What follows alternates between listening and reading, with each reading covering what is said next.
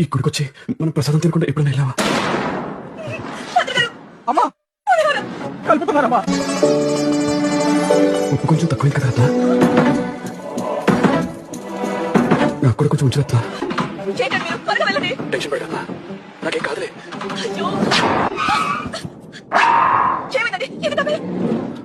నువ్వు seat belt వేసుకోవడం మర్చిపోయా. ఎండగా ఉందని చూసాక రత్న, మళ్ళీ నీకు వంట తగిలితే నేను తట్టుకోలేను. నాగరత్న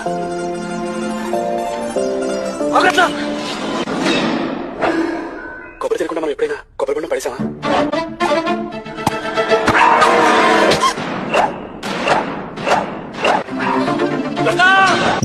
సార్ ఆవిడేం కాదండి, మీరు ముందు ఫస్ట్ ఎయిడ్ తీసుకోండి.